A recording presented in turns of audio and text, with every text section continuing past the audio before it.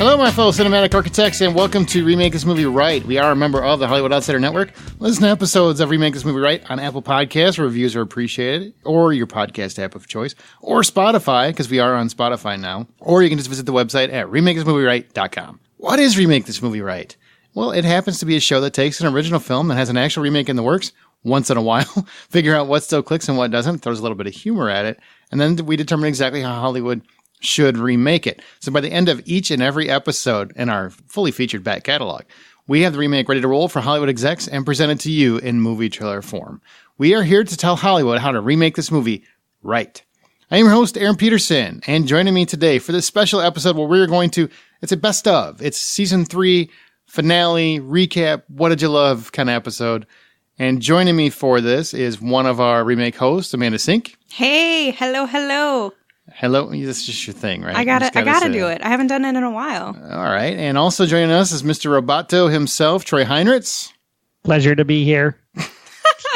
Well done. We haven't heard from you in a while, Troy. Where you been? I've been in space. I just got back. Oh, how was it up there? Did you say hi to Denny? I did say hi to Denny. He floated right by. Hello, Troy. And also in the fourth chair, but the most prominent one, is the guy you hear each and every week, the only person that's not me on every episode, Mr. MediaVoiceovers.com himself, Wayne Henderson. Greetings and salutations, and someday maybe I will be you, Aaron. I mean, you could be. You want to take my spot, I'd be more than happy to give it up and give it to you. Just let me do the trailers for you. And then, yeah. Ooh, that'd be a fun twist. Yeah. I mean, flip-flop it. Hey, I could be Patrick Dempsey. I don't know anymore. I couldn't do the wicca thing, though. That's all you, Wayne. Have DJ can I. That's all you. Well, for this episode, we're going to wrap up season 3 of Remake This Movie Right by sharing some of our regular host favorite episodes, and we'll play the trailers from certain episodes as well as our listener top 3. What were the most downloaded episodes of this past season? If you have not already, be sure to subscribe to Remake This Movie Right on whatever podcast app you use. Reviews on Apple Podcasts really would help, as well as Google. Anything you use, if you can leave a review, that would be fantastic. It would really help the show. So if you haven't, just take a minute and leave one, because we're gonna be gone for a while, so you got time. One fun fact: we found this out yesterday. I feel horrible. Like somehow I check AV Club every week. I always read their podcast recommendations because I kind of like to find out what the new hit podcasts are. And we were featured in there last season and actually the first season as well. But I didn't know that we were featured in season 3. Had no idea. And Amanda, you actually found it. I did. I didn't even mean to find it, but I did.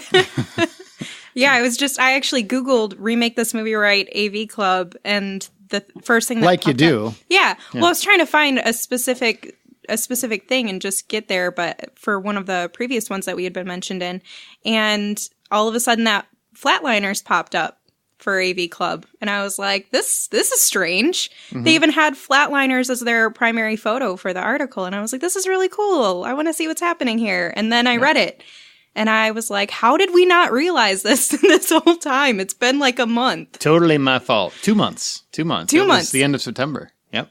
Wow. Yeah, shame on you. Are you sure? I thought it was October. No, thank you, Troy. I'm sure you're pretty upset now that mom and dad didn't find their son because they didn't find the article either. I got it here because I figured since they did mention it, I'm going to read what they wrote, if that's okay. You guys just sit back and relax, and I'm going to throw out my dulcet tones. Unless, Wayne, you want to do it? You got it in front of you? You can read it. You got a better voice than I do. He has the best voice out of all of us. I can't read. Okay. Very well. Okay. He would totally okay, John want Burgundy that Davenport. stuff. All right. It says, this is from the AV Club, and it's from Jose Nateris. I'm sorry, Jose. I don't want to butcher your name. My wife's Spanish, if that gives me any Hispanic Not when you slaughter. credibility. Not really. No. To be fair, he slaughters everyone's name. I do. It doesn't matter where you come from. True story. Yeah. All right, well, it says, in this installment, hosts Aaron Peterson, Amanda Sink, and Courtney Davenport, shout out to Courtney, who's not here, discuss the then impending remake of the 90s classic Flatliners. As per usual, they take a three-pronged approach, accounting for the original, discussing which direction the remake should take, and ultimately providing their final pitch. I wonder who does that. The group appreciates the cast of the Joel Schumacher film, which included Kevin Bacon, Julia Roberts, and Kiefer Sutherland, and admires its now dated hairstyles as much as its originality. Regarding tweaks for the remake, Aaron would hope that some of the plot's dependence on envy concerning Julia Roberts' character might be handled differently, while Amanda has some issues with plot continuity in the original, and Courtney believes the ending falls short and could stand some improvement. With its analysis, trivia, and fresh takes, Remake This Movie Right definitely piques interest in every version of the film. Super awesome. Bravo. Yeah, that's pretty cool. Very kind words. Very sweet. And so, yeah. And that was a very solid episode. That would be a much better remake than what was actually, remade. Times 10. That remake sucked. Oh, man. I went and saw it, and I'm like, man, I can't wait to see what they do with it. Oh, they did the exact same thing, only not as good. That's a shame. I'm glad I don't have to see it now. Thank you very much. Yeah, well, they have one cool twist. If you want that, you can get that cool twist, but then it ends kind of dumb. It's an okay rental for like $1 from Redbox, I would say. Yeah, for sure. especially if you get that Redbox discount where it's like free. Where it's free. That's great. Love it. Other thing, right at the end of the season, we were added to Spotify. So once again, if you're on Spotify, you can listen to our back catalog through there. So feel free. Go back and check it out. I love it. I love having it on Spotify. So now we get into some other stuff about season 3. Wayne, I want to ask you, because you do the trailers, and I kind of ask you each year these best of things. What do you like or dislike about doing that? And explain how that works for you. Like, I've had people ask me to explain it to them. I'm like, well, just wait till our year-end best of, and I'll have Wayne do it. So what is doing a trailer? How does that work for you? What's your process? Well, let me say each season is fantastic in its own way. There's highs, there's lows, there's drama, there's tomfoolery, there's shenanigans. There's just bonkers things happening all the time. And it's really interesting from my point of view because I don't get to hear the episode ahead of time unless it's one of the few that I've been on, mostly the Stephen King episodes. So, Aaron, you composed this brilliant script with great direction and everything, and you send it my way and give me a few days to mull it over and kind of think what we want to do with it. And then judging by the script, I kind of get an idea, if you don't tell me, whether you want me to go bonkers or be, dark and ominous or what have you. And then after I do the trailer and send it to you, you do some great post-production and put it in your episode. By that time, I'm looking forward to hearing the full episode because I got to see what went into creating what's in the script for the trailer, especially on the final episode of season 3. Because I had never seen The Room, and I read that script and I thought, did Aaron put some of these words in the wrong order? Doesn't make any sense. Can you think back on 3 years? Is there any one that you can remember that you got and you just didn't understand what the hell I was trying to get to? Besides The Room that you already mentioned? There was probably 1 or 2 in season 1 before we really gelled and figured out what was going on. Mm-hmm. I don't remember the particular movies, but I was excited when you gave me a few where you said, go ahead, go bonkers, go crazy with, a twine tornado. I remember that one. Wayne, this week, go ahead and try to sing a few of the lines from the Firefly theme. Yeah. I'm like, I don't sing. He said, do it anyway. I'm like, okay. And let's not forget rabid baboons. I still laugh every time I hear you say that. Yes. Rabid baboons? Yes. Season 1 callback. I remember Season 1 callback. Jumanji, right? No, that was Weird Science. Oh, was it Weird Science? No one knows. Very first episode, right? The motorcycle gang was rabid baboons. That's right. That was Brian's stupid idea. Right? That was before the robots in space.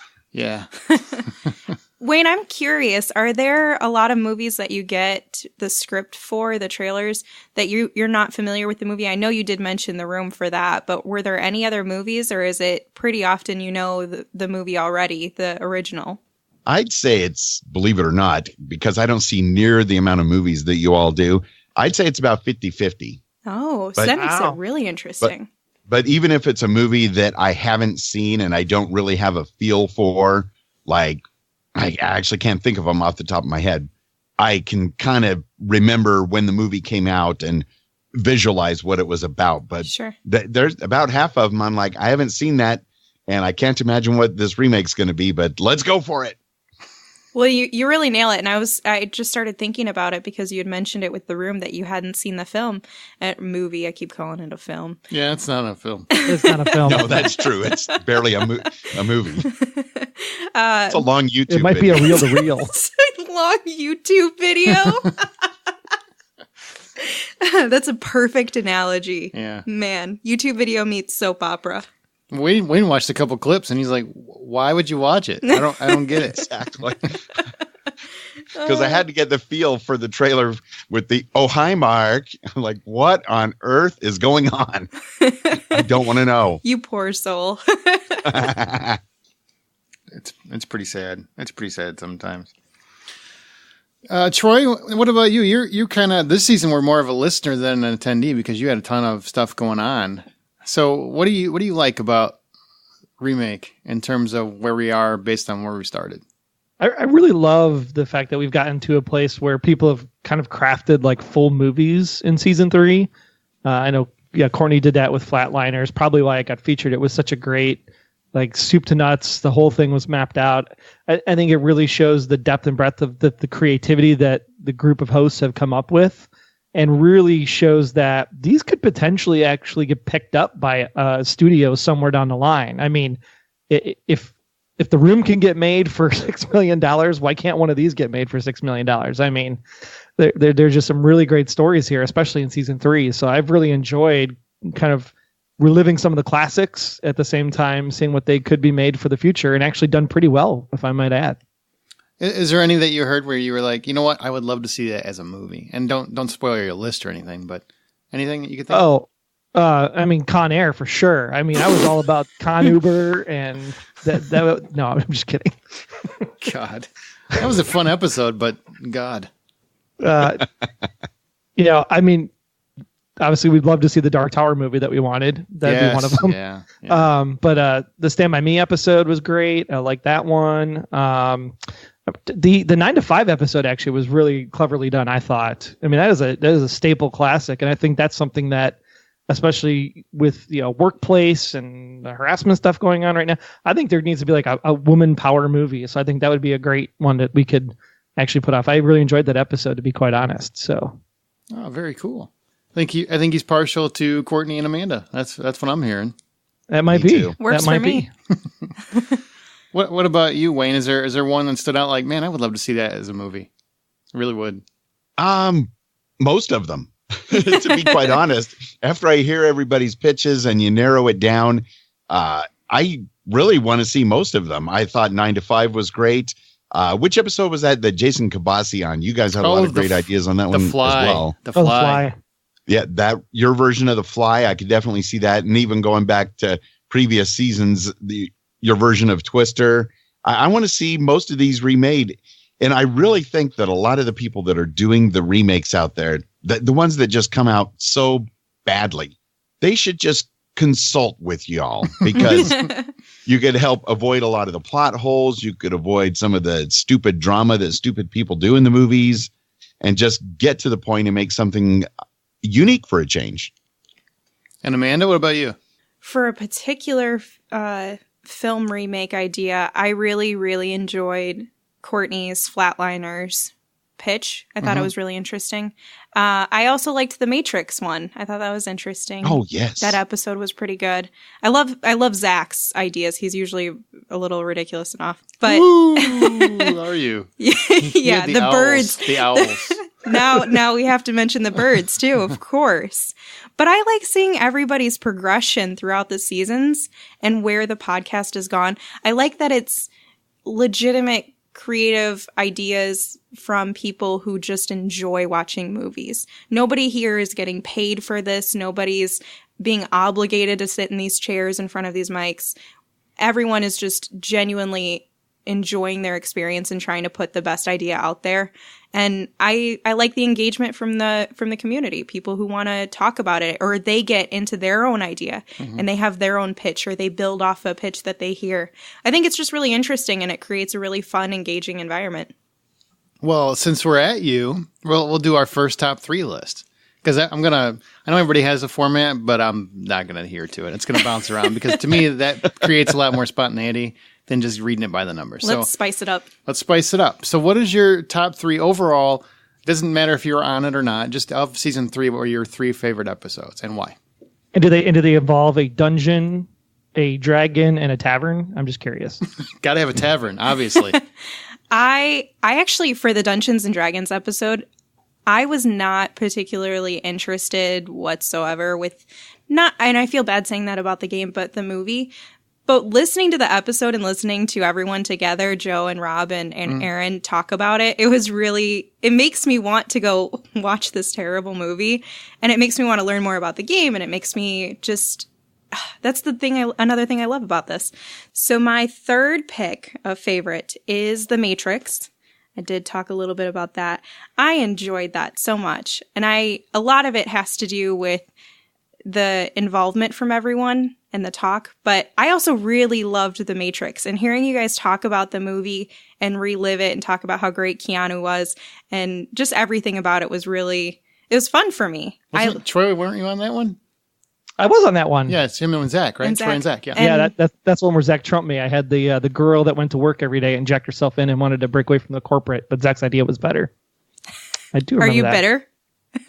A little bit. Sounds like it. I just went outside the box. That's all. Fair. Okay. Yeah, but I actually enjoyed that one a lot. So that was my number 3. Okay.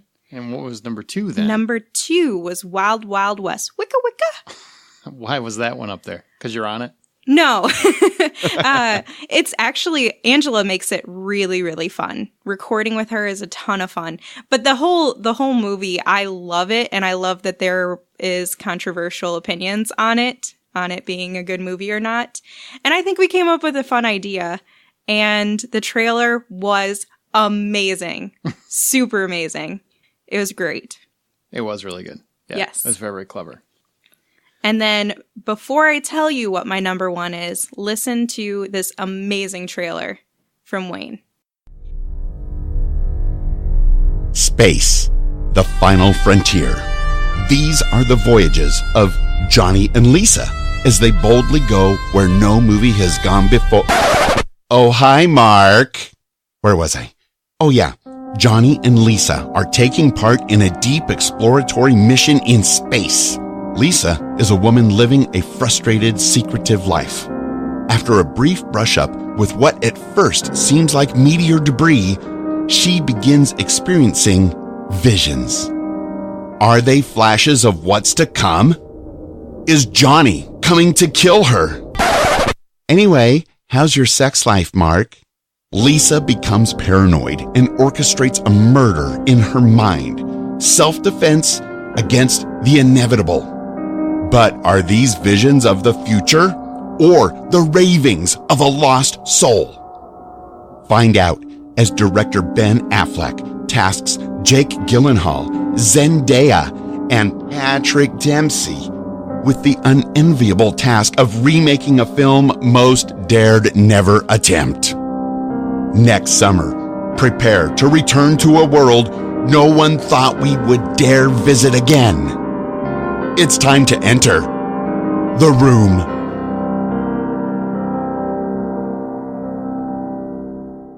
So The Room is definitely my number 1 because it was ridiculous. And you can thank Brian for that 100%. That was totally a Brian special right there. Can I tell you, I have literally had the same vision in my head all week of this that? geodesic dome with a plasma storm in the background out the window. And these 3 guys tossing the football and then just walking away with the football floating there. And then Denny floats by to catch the football. That's Like brilliant. I cannot get it out of my head. I see it like every time I wake up. I'm like, I just think, man, that'd be cool just watching that football float there and Denny float by. Oh man, the Denny thing gets me every time I think about it. And can I tell you how that episode happened? So we were getting ready for the Hollywood Outsider. We do a Patreon thing. Like for people that don't know, Patreon is basically when you chip in to help support your favorite podcast or whatever. And we do like a bad movie night where we watch a bad movie and we talk about it. So my host on there, Scott Clark, wanted us to do The Room for that. I'm like, all right. So we ended up watching it. And Amanda watched it as well. She had just watched it. She watched it twice, right? Twice. Watched it twice. And so since we had already watched it, I'm like, well, we're closing the season out, and we were looking for something that we could get me, Amanda, and Brian back together because we were in the first Dream season. team. Dream team. Not that anybody else here isn't just as important. You guys are all important, Yeah. but it's a fun title. Yeah, it's a fun title. That's something Amanda monikered. And then we're just like, well, I mean, we got this movie, and I'm sitting here. These guys are trying to figure out what movie they want to do. And I just know Brian will hate this movie. Will hate it, like with a passion, because I've known him for years, and I know him. So I'm like, it's got to be that one. Because even though I'm going to do it on this bad movie night thing, I can't wait to hear. Like, I know Amanda will have fun with it, but I'm worried that Brian's actually going to be angry about it. And so we ended up doing it, having a blast. And he was so mad at me that while he's watching it, he's texting me going, what's some bitch? What is this? I've never seen this. Why is this a thing? He's like, why are you making me watch Lifetime Skinamax movies? What's going on? So it was pretty funny. And then it came together, and it was a really, really fun episode to do. I had no idea people were going to like it as much as they did, because I didn't know that many people even knew this movie. Yeah, I'm very surprised. It was good. Number one with a bullet. It came out of the gate pretty quick. So that's your top three. All right. And we sold more underwear because of that episode. Oh, absolutely. Right. You know, people are buying the DVD online through Amazon right now, if it's even available on Amazon, just so they can get the self-portrait, the terrible synopsis. Man, if you guys haven't read the synopsis on that card, it is so bad. Nobody edited it. It's terrible. You can tell Tommy wrote it. This Black Friday special, a cinema classic plus a free pair of underwear. Oh, it's so funny. They have T-shirts too. Oh my gosh! There's one that says "Anyhow" or "Anyway, how's your sex life?" No, there is. Get out! That's awesome. Amazing. Yep, that's amazing. Wayne, have you ever watched it since you know what it is now? Heck no. I cannot bring myself to watch that arrogant guy from wherever he came from to put this thing together. It's just no. Nobody knows. Oh, fun trailer trivia, I guess, if that's the thing. Well, remake trailer trivia. Wayne had when he does the Room trailer, he says Jake Gyllenhaal, right? Uh-huh. Isn't that what you said? Gyllenhaal? I did, yeah. Or Gyllenhaal. He said Gyllenhaal. Gyllenhaal, I said yeah. I said Gyllenhaal. I looked up a YouTube video of some talk show that had him on there, and that's how that guest introduced him as Gyllenhaal, and I'm like, well, I must be right. Okay. Yeah, well, Hoping the thing for the is, best. like, we're all sitting here after we finally heard the trailer. We're like, well, he said it wrong. He said it wrong. And, well, they are. And I'm just like, well, I mean, I don't care. It's fine. I was just like, it's funny that he pronounced it like Gyllenhaal. And then I looked it up. It's like, well, we've all been saying it wrong. He's actually the only one involved that got it right. I was like, Really? oh, crap. That's actually like the Swedish way to say it, I guess. It's like Gyllenhaal or something, but I can't say that. You were closer than Gyllenhaal ever has been. It's just crazy. He just got used to it, so he just lets it slide. He doesn't care anymore. That's pretty funny. I had no idea, but now I do. Before we get into our next top three, I do want to say thank you to this year's guest host, to everybody. So I'm going to run through some names real quick. Troy, Wayne, Amanda, thank you guys for being here. Thanks for having us. You're welcome. Always. We also, not always, because you turned me down plenty of times. You're like, yeah, I can't do it this week. Sorry, busy. And some people have asked me, why isn't Wayne on more often for the actual remake stuff? I'm like, because every time I ask him, he hasn't seen the movie. It's like, I don't know that movie, or I don't True. like that movie. It is one of the original rules. Yep. Wayne's like, I'm not a big movie guy, but I'll knock a trailer out. I go by the rules. So let's see. We've got Zach Parkerson. Thank you, Zach. Angela Wallach, Rob Southgate, Courtney Davenport, John Davenport, Scott Clark, Rob Rowald, Joe Pingo, Roger Roper, Jason Kabasi, Dustin Baker does our artwork, and thank you for that. Jeff Carter, and I believe that's it. If I miss anyone, please forgive me. There's just a lot of names to go through. I just want to say thank you to each of you that contributed to our podcast. It really makes the show fun to do, and I've appreciated everybody that has thrown their 10 cents in. Not even 10 cents. A whole dime. Hold that dime down. All right. Now we're Yeah, going. I still did 33% of the episodes this season, and I hosted one for you. So there, because you didn't watch the movie. I didn't want to watch the movie. Did you just do the percentage, like the mathematics for that while he was talking and doing all the thank yous? I sure did. He's a robot. Is this about the part of the show where Aaron's going to call Troy a dum-dum? No, that'll come Please? later. It's coming. Oh, it is? It's coming. I don't want to miss it. I'm sure he's accurate with his numbers because robots don't mess that up very often. Yes, very true. Hello, and you have 33% of all of the remake episodes. Troy, what is your top three? That was a good robot. Thank you. It was pretty good. My top three, in no particular order, but I had to put them in order because Aaron made me. Flatliners, surprisingly. Really dug the story. I think Courtney did a fantastic job to the point where I was literally trying to call anybody I could in Hollywood to get that made, because I was really disappointed when I heard the reviews of the actual remake, because that was a really cool story. At first I was like, where's the twist coming? Where's the twist coming? And then she had 2 twists. And I was like, oh my gosh, that's so amazing. Yeah, it was. Very cool. And I actually did like Aaron's too. So I really think that you can do 2 movies for the price of 1.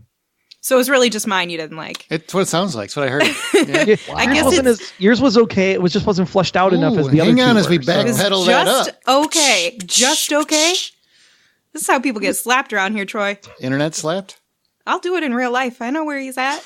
Well, maybe not his new place, but I can find it. I'm going to use my cut so that doesn't happen. I'm going to use my cut to cut you. You can't cut my cut. I'm going to cut you physically. It's a rule. I think she's threatening violence. The rules. I am threatening violence. My number 2, I just thought this was a lot of fun because we've never done a remake where the movie had literally just come out, but we did The Dark Tower. And not because I was on the episode, but I really thought it was just a different way of doing the episode for something that had just aired and been fresh in the zeitgeist, and to be able to really go back and say, okay, here's what we really loved about that movie, and here's what we have done differently. So if anybody's listening and wants to kind of reboot it for if this franchise continues, here's what you can do. So I really love that option to do the Dark Tower. Plus, it was fun to have a lot of really Dark Tower enthusiasts on that podcast in particular. But the best one for me this year was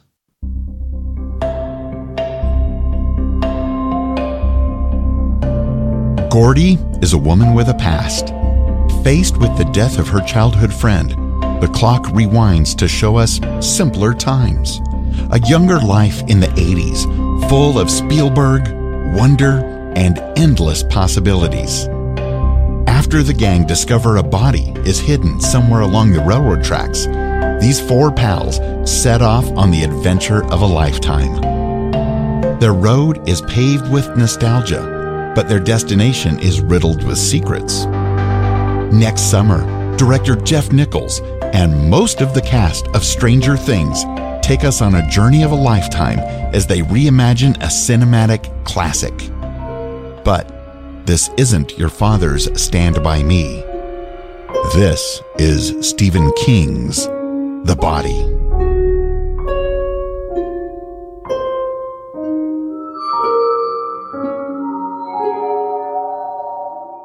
Yes, Stand By Me. We love our Stephen King here at Remake This Movie Right. I'm a little bitter that the AV Club didn't pick a Stephen King episode to feature for the 3rd season, but that's okay. No, that's true. Really the first 2 seasons were both Stephen King episodes. That's right. Do you know why? I think we split the votes. Troy, maybe it's because your pitches were just okay. Oh, snap. Man. Bitter. Touche. Bitter. So Flatliners got in there, but that was Courtney's pitch, not yours.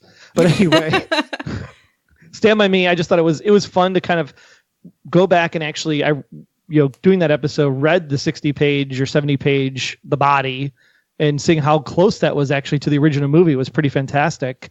That they got so much of it right, but to be able to put that twist on the end, I thought really made it kind of an eerie Stephen King-esque to it. So really like the Stand By Me episode. It was fun. Yeah, it was very dark. You had a really dark twist on that one. I know. Yeah. You know, that's because the Westworld code came in and overtook my robot program. What's funny about, especially with Remake, because, Wayne, Troy, and I have like 64 podcasts between the 3 of us, I think. And Amanda's been on a bunch of them. So when it comes to podcasts, a lot of times with your podcast, most of your downloads come like in the first week, right? First week, maybe first 2 weeks, depending on what it is. And for whatever reason, that Stand By Me episode started really slow. Like it was one of the lower first weeks of any podcast we had done.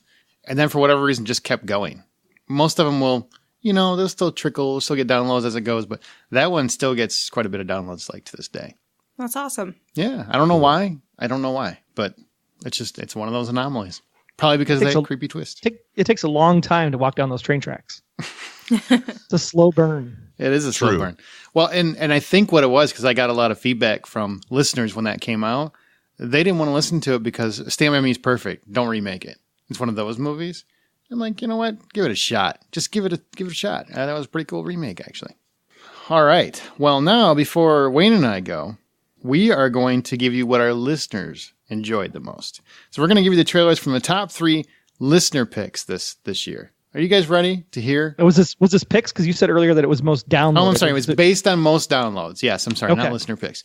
Most downloads. So these are the highest rated episodes of season 3. Are you ready? Ready. Drum roll. That's like an AK-47. That's not a drum roll. You know what? Wayne, why don't you introduce him? Because I can't talk to her anymore. You just want me to do the number 3 and then we'll go from there? Because I'm surprised when I see this list here, and coming in at number 3.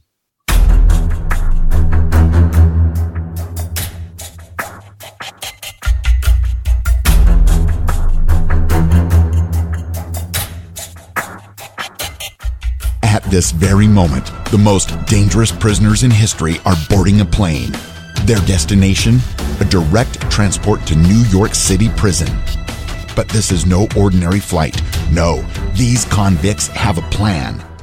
Crashing into the heartland, the worst of the worst are about to rain chaos on a small town. One man stands between them as a convict turns hero to help Mayor Larkin bring these criminals to justice. Fighting a government that needs its people fearful, Cameron Poe is on a mission to bring the whole system down. Next summer, get ready to experience explosive turbulence like you've never witnessed as we take off on a new cinematic universe. Con Air. Then, in 2019, get ready as our hummingbird somehow returns to thwart an evil technology firm bent on destroying the stuffed bunny market in Con Uber. And then, in 2020? Hey, why the hell not? And then, in 2020, prepare for the ultimate ride as Poe returns yet again, this time to save the entire universe. You guessed it, Con Space. I'm surprised to see Con Air that high on the list, to be quite frank. Wow. Why the hell not? Why? I just, the mullet. I don't know.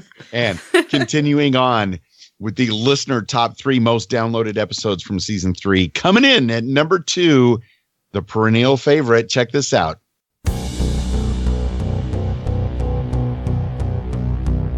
Greetings, programs.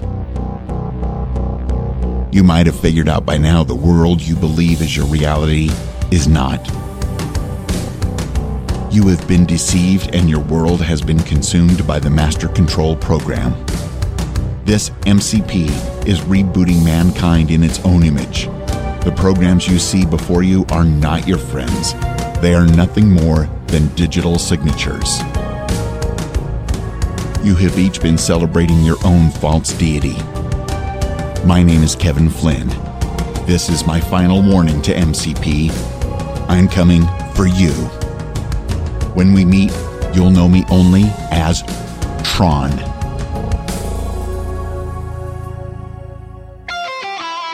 End of line, man. Oh yeah, Tron lives on. And the biggest shocker for me, the number 1 most downloaded, at least as of this week, from season 3. See if you can figure out what it is from the trailer.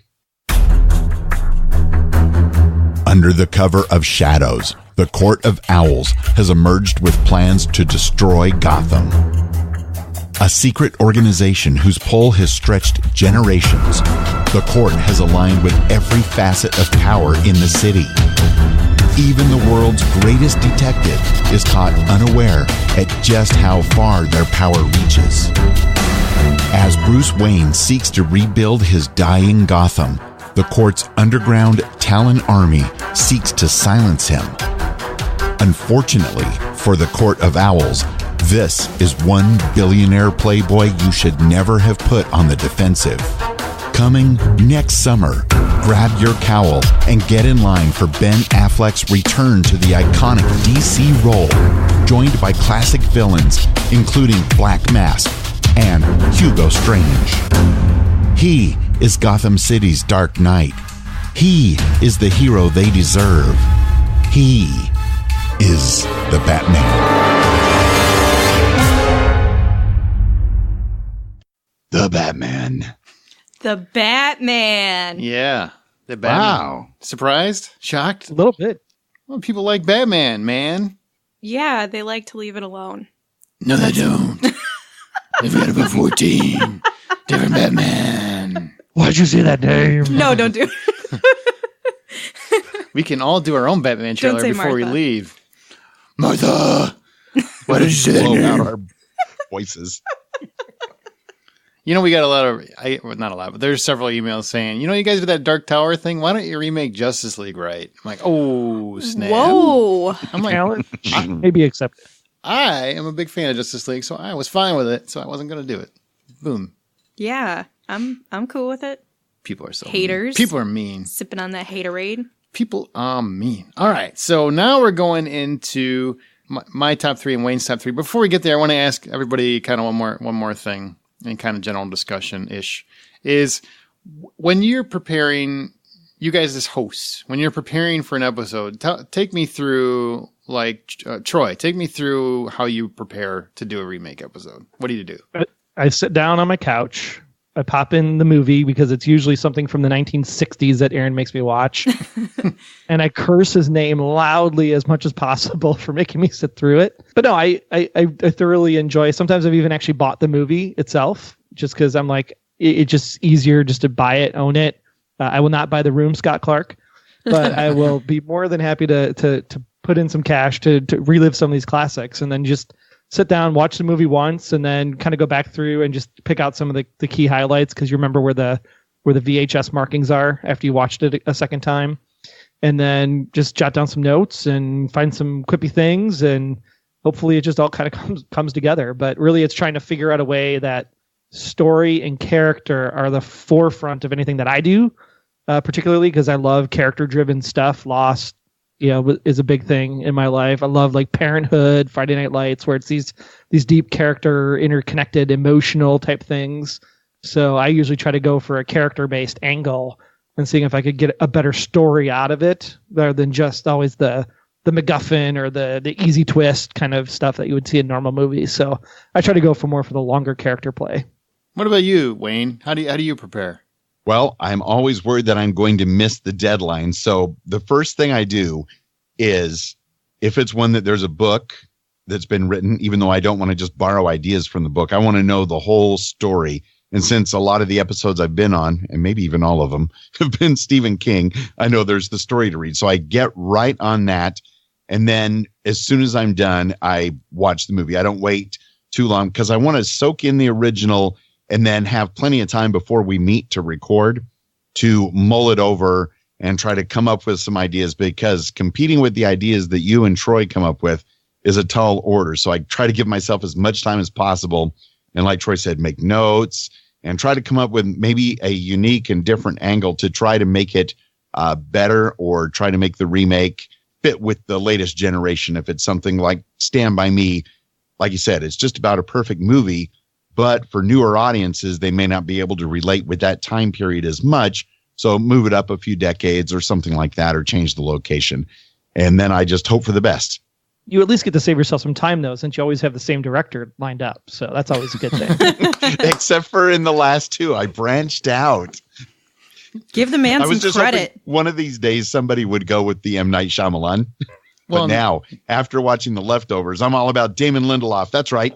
Oh, boy. Well, I just want to point out, that was actually, I'm glad you brought that up, Troy, because Wayne has wanted M. Night Shyamalan to bounce back for, like, since we started this podcast. He thought he was important for every episode. And now he has. He had Split. It's like a big hit. He had The Visit before that. So he's kind of like, he's rebounded. And I think that's due to you, Wayne. I really do. It's due to your belief. Well, thank you. M. Night, I do what I can. I'm actually disappointed we're at the end of the season, because we should do Unbreakable as a remake in honor of Unbreakable 2 finally getting made. Unbelievable. It's not really Unbreakable 2. Spoiler alert. It's not really Unbreakable 2, though. It's like Unbreakable It.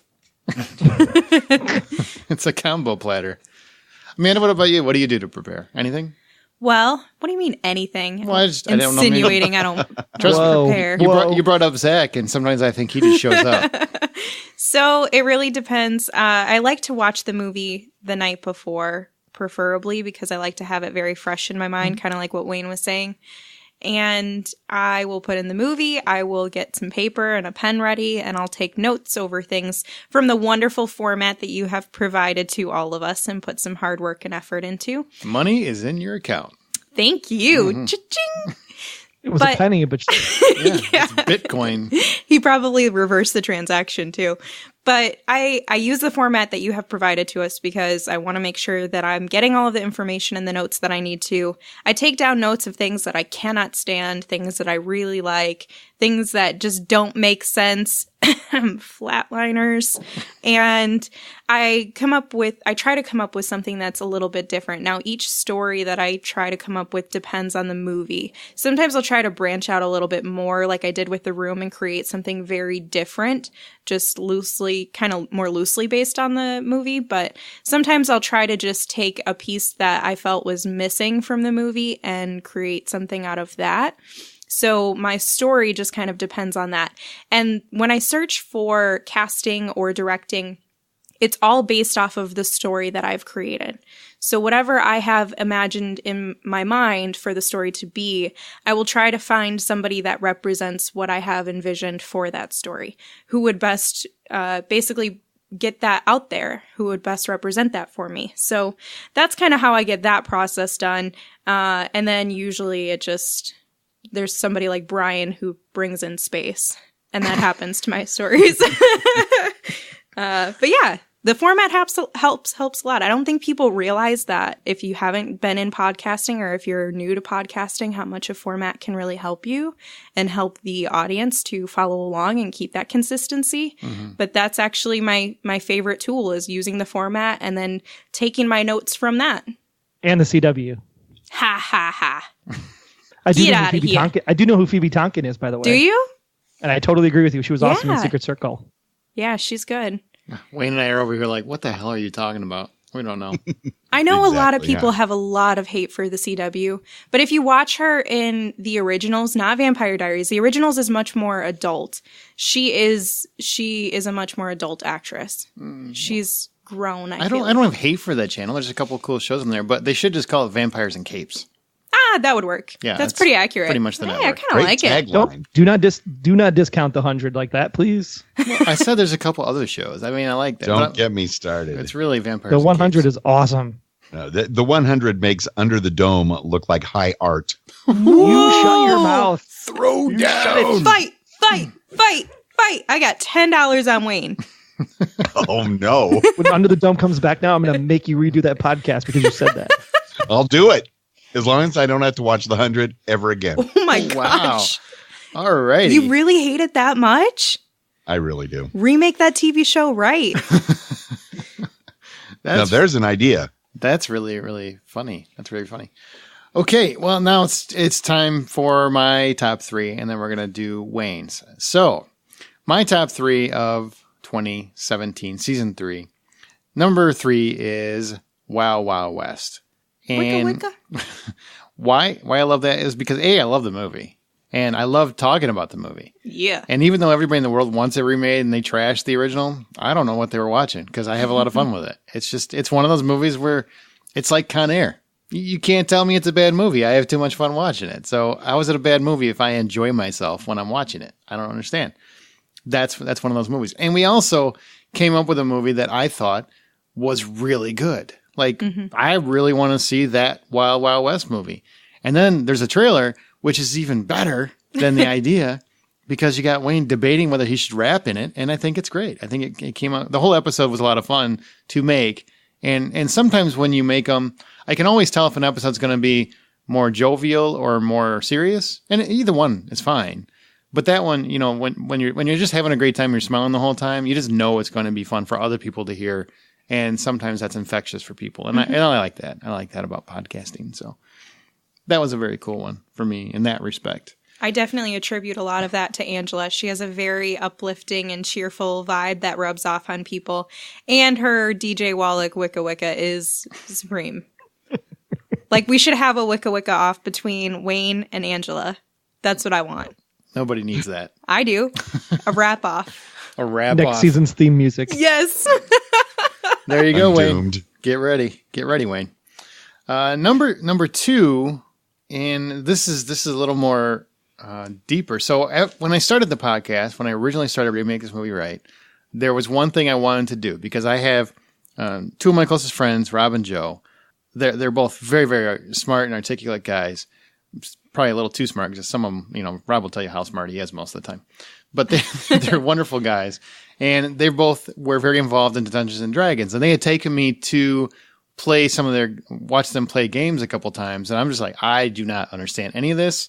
This is way above my pay grade and my intellect. I'm going to go eat Cheetos. And so, but I would watch them play it. And it was fascinating to watch because they were so involved in it and they're so creative with it. I think it's easy from an outsider's perspective to see or hear about people playing Dungeons and Dragons and just kind of discount it and say, well, that's nerds play that, geeks play that. If you actually sit and watch people play that, it takes extremely smart, reactive, clever, just highly intelligent people to play that game and keep up with it. And just the things they come up, very creative. I mean, like this podcast is very creative as a whole. It's basically like, let's make up stories each week that we'd love to see on a screen. And that's what they're doing when they're playing. Mm-hmm. So I really wanted to get something done because we all hated the movie. Like, the movie is awful. And I had talked to them in season 1 about, we got to do this where we bring you 2 in and we do like a Remake This Movie Right episode. Didn't happen the first season. We were going to do it in the second season. I just ran out of time. And then this season happened. And it was winding down. And I was realizing I still haven't done this. And I really want to do it. So we all go backpacking together. And I'm like, we're going to do this. We're going to make this happen because this has got to happen. Now, Rob had done several episodes. And he was really good at it. Joe had never, ever been on a podcast before. And you would never know it listening to the episode. He was great. Yeah. He was, definitely. He is a natural. I keep telling people, because there were a couple messages like, who is Joe? You should have him back on the show. Da, da, da. I'm like, I go backpacking with him every year, a couple times a year. Nobody tells a story in my lifetime better than Joe does. Nobody. And he makes things that aren't interesting excruciatingly interesting. Like, you can't stop. Tell me more. He's one of those people. So I knew he would be a lot of fun. I didn't realize he would be as good as he was at it. And I thought that I just had a blast with that episode. That's why it's my number 2.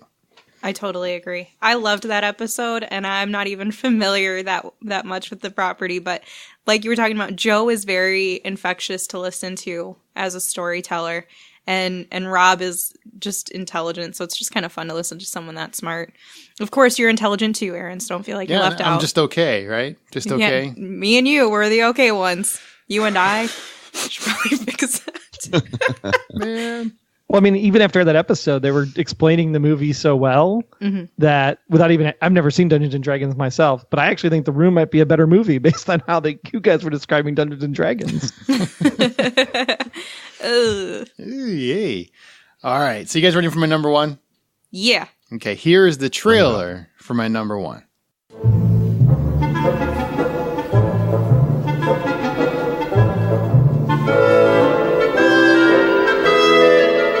Good evening. I would like to tell you about the latest film from the producers of Remake This Movie Right.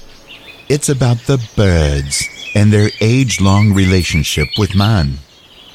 The story of man and his friends the birds is filled with many fine examples of ways in which these noble creatures have added to the beauty in the world.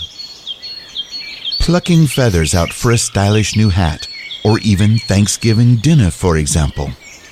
Our latest film is a celebration of this treasured relationship as we span 3 continents and cultures of the world. The Daniels family, Melanie, Mitch, and Annie, are living life to the fullest when... Ow! Apologies. My canary just snipped at me. Now why would he do that? Anyway, where was I? Oh yes, the Daniels family. Split apart across the globe, our friends the Daniels will be forced to deal with an assorted flock in a most peculiarly foul mood. Why have they attacked? What do they want? Who can finally put a stop to the birds? That's right. Alfred Hitchcock's The Birds. Cheater. Wayne, how much research did you do to play Alfred Hitchcock? That was one of those trailers where you really had me step outside my box. Now, I was very familiar with the Alfred Hitchcock movie, The Birds. I'd seen it at least once a decade since, growing up. So I was familiar with the movie, but I was not familiar with the original trailer and how much we evoked from that for the trailer that you wrote for Remake This Movie Right. So I watched the trailer over and over. I'm like, this is going to be hard to do. And the way you added the sound effects and the music and mixed it together, it kind of really brought it more to life, because those birds, man, you got to watch out for any type, any bird, anywhere. I was so proud of that episode. I really was. Amanda, you were on that one. Zach was on that one. He came up with the owl thing. If you haven't listened to it, it's hysterical. Who are they? Which you just heard. So much funnier in the episode because you hear the context. But it was important to me. Usually when I write a trailer script, I kind of do it all off the top of my head. I don't look at anything because I don't want anything to influence it. But with that one, it was very important to me because this was kind of like a birthday gift from my mom. She loves Alfred Hitchcock, and I wanted to do a remake episode that because she won't listen to anything that we do. But I knew she would listen to that one, and I wanted to kind of give her like, here's a birthday gift. I did this for you, Mom. And, she really enjoyed that. And hearing the trailer, because she knew the trailer, the original trailer, and she heard that, and she was just like, he did such a great job. Wait, my mom said you did such a great job trying to be Alfred Hitchcock. Aww. I'm a little misty-eyed. Thanks, Aaron's mom. I just want to say, she also said trying to be Alfred Hitchcock. Yeah, so. Exactly. Trust me, I was nowhere near Alfred. But I must say that was a bold choice to even include The Birds, because it's such a classic going way back, and including that in Remake This Movie Right was bold in itself, and it was a fresh change of pace.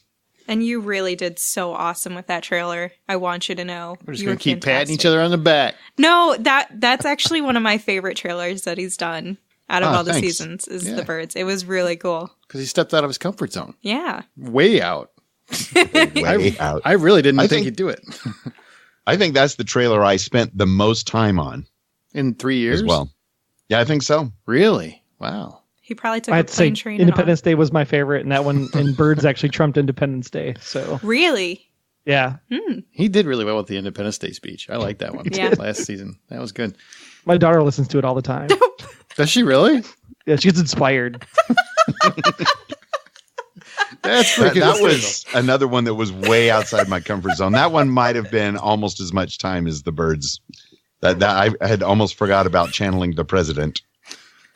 I'm just over here thinking, so she doesn't get inspired by the actual Independence Day, but Wayne faking Independence Day works great for her. I love the child you're raising. Your kid's awesome. Yeah, true. Next summer. Next summer. Okay, he did that really well, by the way. Spot on. So one more question before we go to Wayne's, which is the final top three. And because as it should be, when he does a trailer for every episode, he gets the final top three. That's just how it works. Yeah.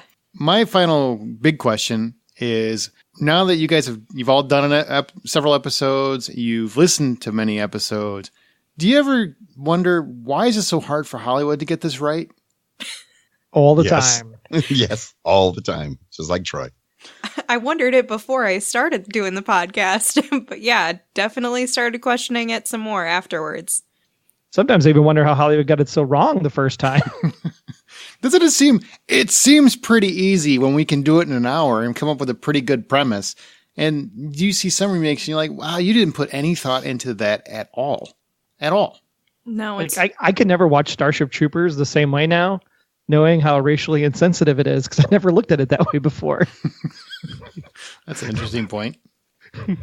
And sometimes I think part of that is the fact, especially with you three and the other guests that have been on the show hosting it is you all truly love movies and you watch a lot of movies and you really know movies.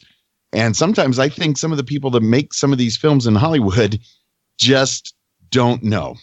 Well, they say once you get paid for something, it becomes work. You know? That could be it. Maybe they're just like, I'm going to go write another 8 pages. Oh, whatever. I wish they pay us for this. I keep doing it. What a great job. Heck yeah. Jeez, do it forever. Pay me. That's fun. I get to have fun and... That's remake this movie right at gmail.com if you're listening, AV Club. Smooth criminal.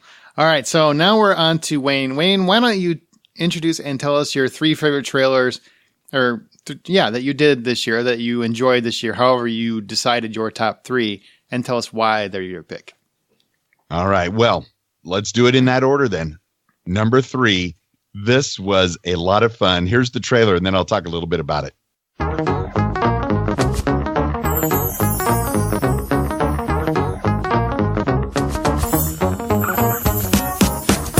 Jim West, Desperado, Rough Rider. No, you don't want not.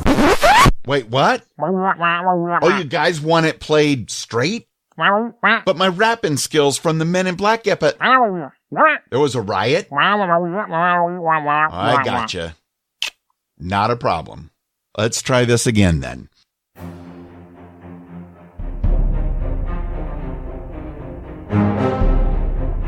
Gallop back to the past in an exciting adventure that reimagines one of television's greatest series. James West is a hero with a badge that needs no introduction, a James Bond for a lawless time. West is joined by Artemis Gordon, a brilliant inventor of gadgets and gizmos aplenty, and a master of disguise. As our heroes learn from a defenseless woman of a plot to assassinate President Grant, West and Gordon set off on their infamous rail car, the Wanderer, to hunt down a mysterious outlaw known only as Loveless. Brace yourselves as Ryan Gosling and Robert Downey Jr. team up for a new take on an old tale with a twist you'll never see coming. It's the Wild, Wild West.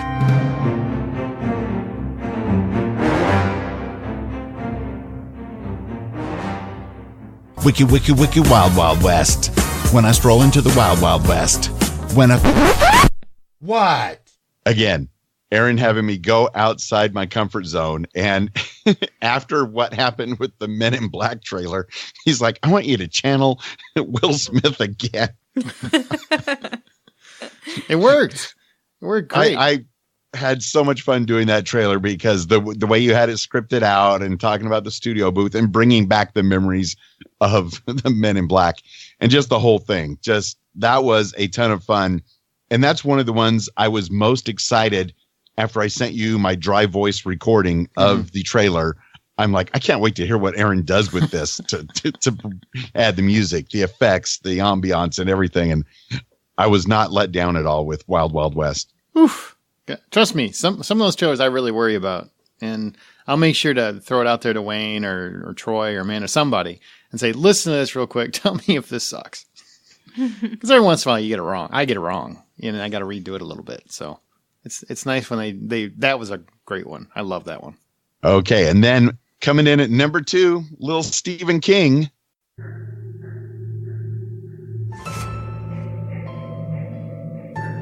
Something alien has crashed in Roswell, New Mexico, and 5 friends out for a little adventure have found it.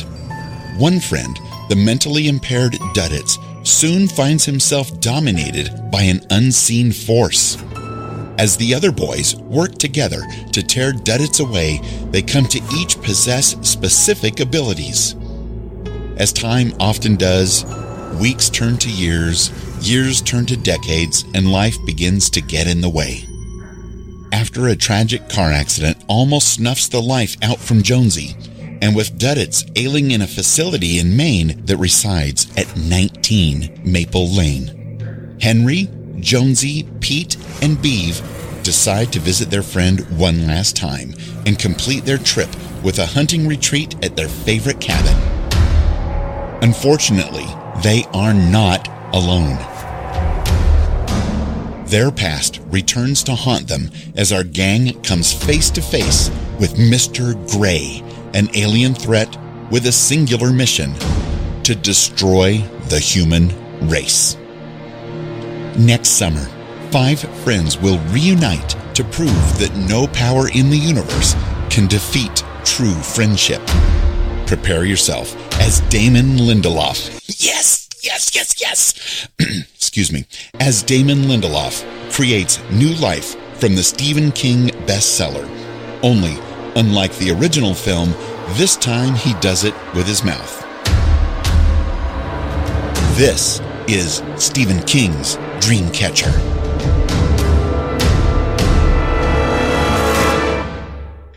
Dreamcatcher. That one was such a pleasure to work on, not only because I was able to be on the episode and help remake a movie that really was not very good at all. It's really not at all. No. Not even a little bit. Well, that's the one I put in, and I was like, damn you, Aaron. Why are you making me watch it again? I've done it. I remember you actually saying that. It's a true story. And the movie was so bad, I'm like, we got to come up with a better version and, read the Stephen King book and all that. So this was, if it's an episode you're already on, you kind of have an idea of what direction to go with the trailer. And of course, Dreamcatcher, there's a lot of ominous aspects to it. And just the fact that I got to say the address, 19 Maple Lane. Throw in that Stephen King 19. That one was I just thought it very well written and easy and fun to do. I still think Morgan Freeman's eyebrows should have been the aliens, but Oh, that would have been we didn't have the effects budget for that. No. We did not. That's great. Oh, we are on the number one, right? The big one. This is the big one. We are here coming in at number 1. And based on all the conversations we've had this episode, you may not be surprised to hear this one. Natalie is odd. A medical school overachiever, she has also just convinced her study group to join her on a little experiment. Natalie believes she can die and comes back to life with the answers to what lies beyond this world. As most of the team takes their turns, returning from death itself, they each begin to realize something more is happening. Visions are becoming hallucinations. Reality is blurring, and long-held secrets will finally reach the surface. If you could die, just for a moment, to see what's on the other side, would you? If your past threatened to unravel and you were faced with your darkest sins, what would you do? Find out next fall as director David Fincher carries you on a journey that will take you to the brink of death.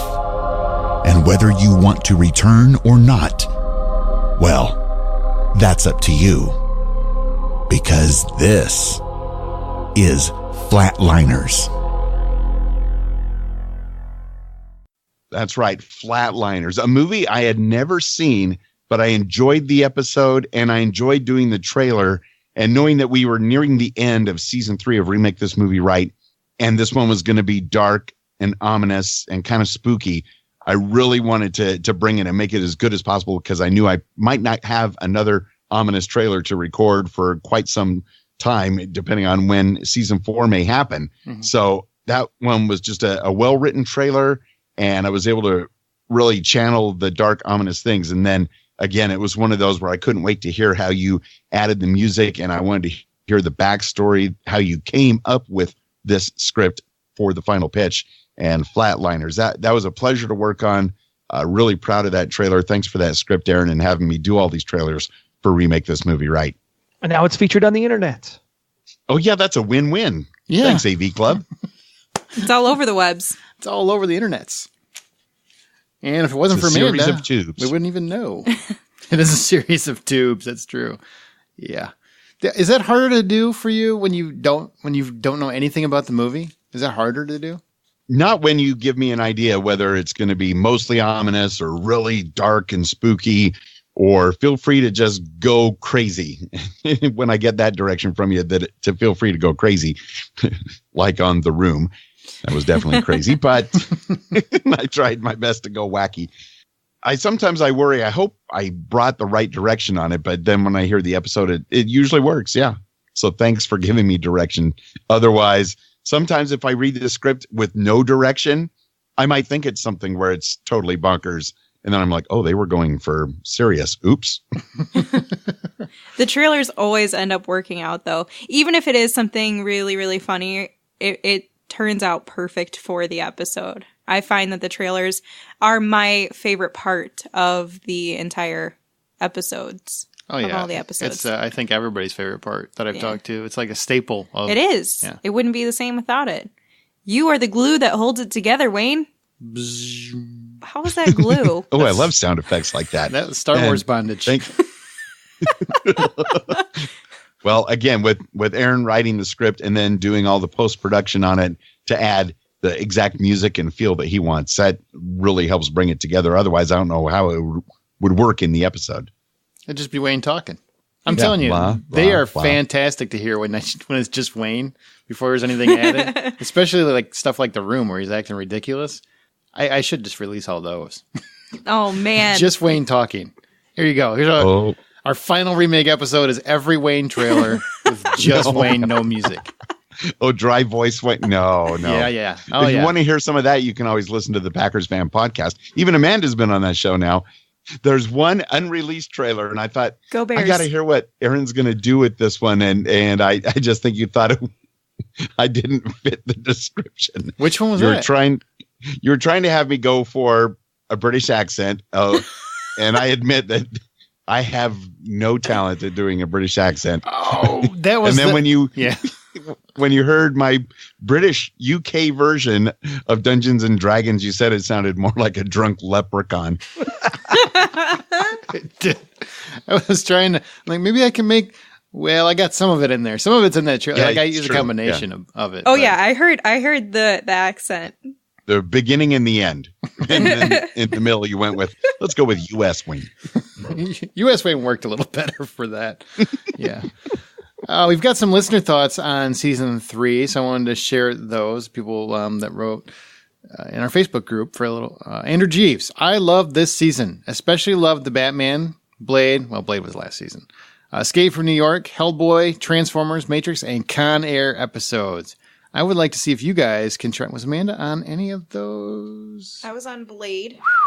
That was last season, though. So what else was on this season? Did he say? Batman, Escape from New York, Hellboy, Transformers, Matrix, Con Air. Maybe you should have invited me to those. I guess your ideas were just okay. I guess is what I'm just kidding. Just kidding with you. Well, goodbye, everyone. Have a great evening.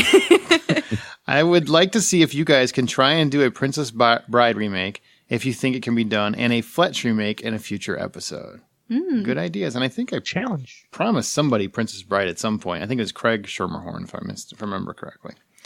We'll see what happens. You never know. Sherry Odom. I loved season 3. It seemed like a blast from the past season. But my favorite was when you remade The Dark Tower before it even left theaters. Yours was better. Thank you, Sherry. Yeah. Much love to you all. Looking forward to more movies, what she says. That was a dangerous one to remake a movie that had only been out 3 days. Hey, worked great though. People liked it. So true. Yeah. Feel bad for people who saw the movie and didn't like that. I liked it. Yep. Whatever. Nate Bruce, it was worth watching that awful The Room movie for the laughs and great story from your remake episode. Poor Nate. It's pretty funny. And then Nate watched it. He did not buy it. No. Yeah. Can you believe Scott bought that movie? I don't understand. Why would you buy The Room? He wanted the self-portrait to hang on his wall. Or he just wanted to buy the underwear. Just wanted the underwear. So weird. Thomas Bex, I just love the whole concept of this podcast and the amount of fun you guys have and pass on to the listeners. I hope we get a ton more new episodes in 2018. Thank you, Thomas. That's very sweet. Very sweet. And speaking of, that takes us to what are we doing with season 4? Well, right now we are taking a break. We're taking a much needed break. Some people said, why don't you do this episode weekly? Because it takes a lot of work, actually, to get it, especially the trailer. The trailer takes a while to get done. and putting it all together, lining up hosts, the movie. There's a lot of time and effort that goes into each episode. So we're definitely taking a break. It would never be weekly. Could never churn that out without cash flow. So if anybody wants to throw in a few $100 a month, we'll be more than happy to consider it. But as of right now, no. But this season's complete with this final episode. And I think we concluded with one of our best episodes to date with The Room. So, that feels pretty good. So the question becomes, where we go from now? I don't know. Do you guys have any thoughts of where you would go from here? Remake that crossover right. I can't wait to see as Denny flies by, he runs into Nick Cage's mullet in con space. Oh my God. I think I would like that a lot. Let's make that happen. The Patrick Dempsey Put the hair. bunny in the box. I just love he's floating by the football. I just love floating by the microphone every now and again, and then just floating back. And why the hell not? Con Uber. That one made me laugh out loud. I listened to the trailer. I hadn't heard it since forever, and that one made me laugh out loud. Kind of. So, would you guys do anything different, like for season 4? Would you do anything different? Any kind of different tweak to the format? You think something worked better than other things, or things that don't work? Anything? I can't think of any particular changes at all. Over the past 3 seasons, it's really found its groove, and including even more listener comments from the Facebook page. Those are fantastic as well. Personally, it's a lot harder to think of a way to do this any differently at all than it is to remake a movie. Yeah, the only other option I could think of would be we do a whole season on TV's series. I was actually going to say the same thing. Even if it's just remaking an episode or like a finale, like a season finale or something, or a series finale. Mm-hmm. I'm sure all of the Lost listeners are out there saying, yes. Don't touch status. Don't leave that finale alone. It's perfect. I think I like to enrage people. Going back to Princess Bride, that word, I don't think it means what you think it means. But that would be fun. That's a good idea. Okay, so throw in some TV. That's really about where you're at. I do like the change too with the listener comments at the end of the episode. We were trying to do those teaser episodes in between, but I think it's better if we get the movie out there ahead of time for the group, and that way they can comment and share their nostalgic and their fun. I think it's great to hear how people feel about these classic properties. I agree. I think it's more engaging. I also like the idea of trying to see if now that there seems to be a lot more engagement recently in the listeners, and so it's a great time to shut down, right? But getting their take a break right now.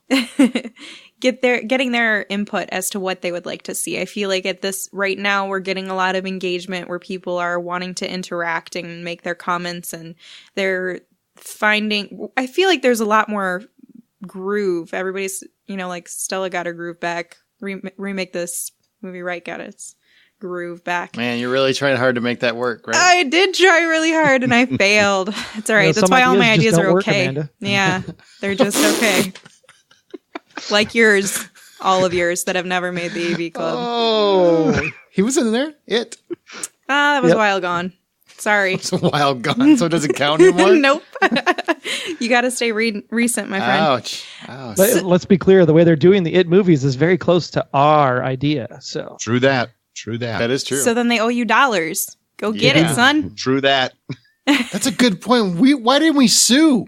It's like the exact same. Yeah. Thieves. Go. Hurry. I don't want to sue. I like the movie too much. it was really good. Yeah. It was really good. They did a great job. But I think trying to get more of the listener picks of what movies they would want to do.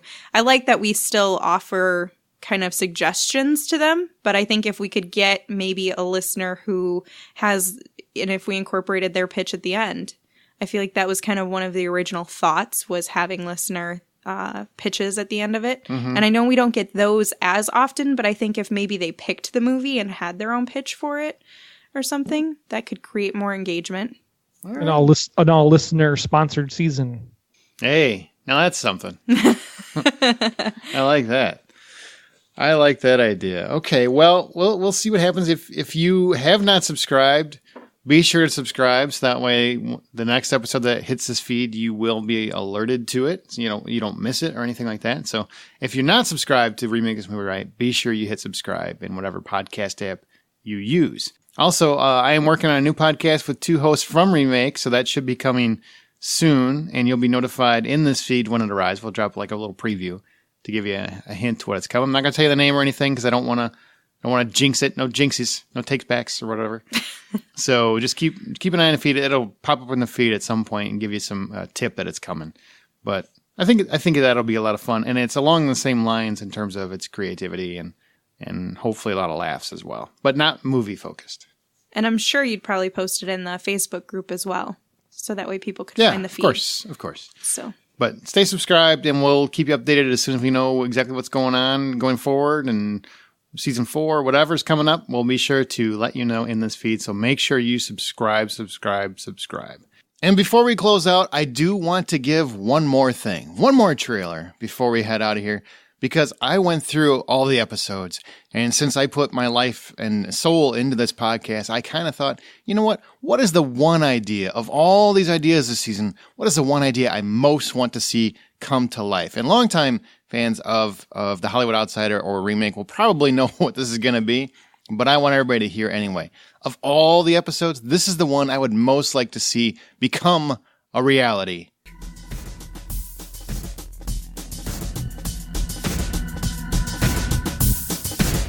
New York.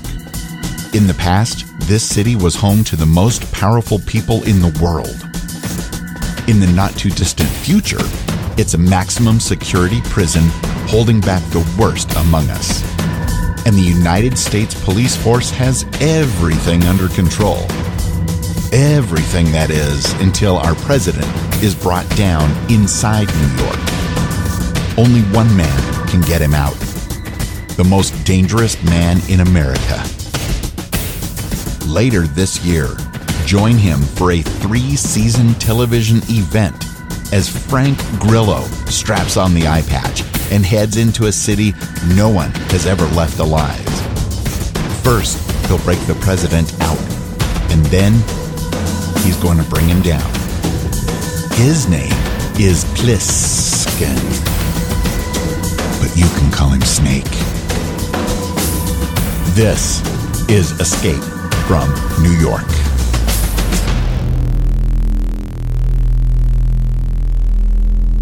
Yes! Make that a reality. I would frickin' love that. That's one of my favorite movies, and Frank Grillo, man, he could tear that up. So that's it.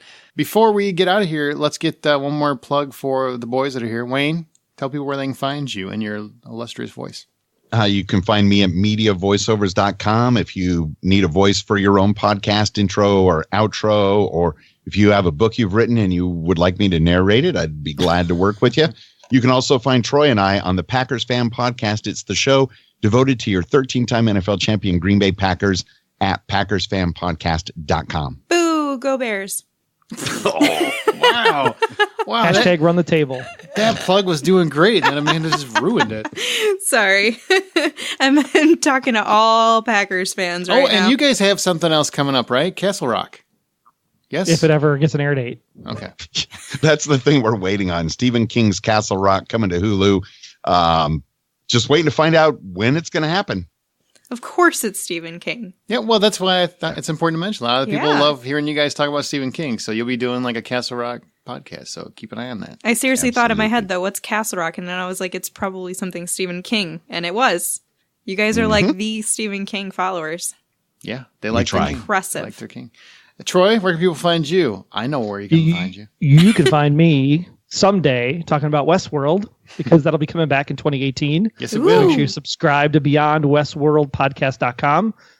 Wayne, obviously, with the Packers Fan Podcast, and the award-winning Blacklist Exposed podcast that Aaron and I do. You can catch that. We will be back in January to see what happens after the events of the Season 5 fall finale, which was huge. Yeah. Huge. He loves to say award-winning. Congrats again, by the way. Thank you. Sure, it doesn't get old for being an award-winning podcast. Yeah, it was pretty cool. I'm not a 2-time award-winning podcaster, though. No, you're not. Who is? It's because you're just okay. Just kidding. Who is Troy? Who's a two-time award-winning podcaster? Anybody? Is it anybody you know? Is that person here? I don't know this person. I know this person. Wait, what does that infer? Yeah. Oh, hi, Wayne. This went to a weird place. And Amanda, is there anything you want to say as we head out? Well, I do want to thank all of the listeners that have continued to stay along with us throughout the seasons and continue to be engaging listeners and give us their wonderful pitches. I get some listeners who will send me messages about some of the ideas that they have after podcasts that they've heard me on, and it's really cool to have that interaction and see that they're interested in what we're actually doing. So I wanted to say thank you to all of them. You can find me on other episodes of Remake This Movie Right and also periodically on The Hollywood Outsider. May have some other things coming up, so keep your eye out for that. And don't forget, she's on the Packers Fan Podcast at PackersFanPodcast.com. Yeah, if you want to hear me for like 5 minutes, I was on there. Might have been 15. It was more like 10. Look at him work it, man. I know. He's like, hey, I got one more chance to plug it.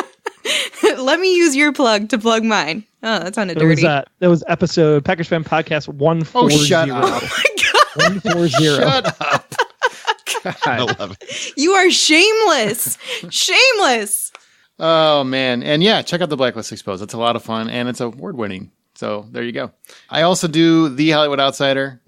Troy already mentioned the other two, but The Hollywood Outsider is a podcast I do every week about movies and television. It's just kind of random fun and a lot of different topics every single week. So we try to have a lot of fun with that. So please check it out.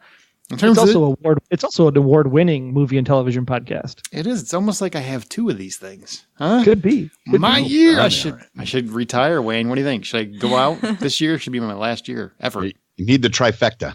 Yep. Got to win the Triple Crown. Aren't we up for Parsec for Beyond Westworld? We are, if they ever get it done. We could be. Maybe November's almost over. Maybe don't badmouth their timing. He can't help himself. Robots don't have. They don't have a filter. They don't have a filter. They just talk. You can always email us at remakethismovieright@gmail.com. It's remakethismovieright@gmail.com. If you have ideas for what you'd like to see from Remake This Movie Right, we're also on Twitter at Remake Right, and our website once again is remakethismovieright.com. And Wayne, there is nobody I would rather have say our final ending phrase than Wayne Henderson for the season. So if you could, Wayne, take us out. Remember that your favorite film will get a reboot someday, and together we will remake this movie right. Well done. Well done. Golf clap. Apparently, Troy doesn't feel the need to clap with us. Yeah, I guess. I was already looking at the Parsec site to see if it had a date up yet. So selfish!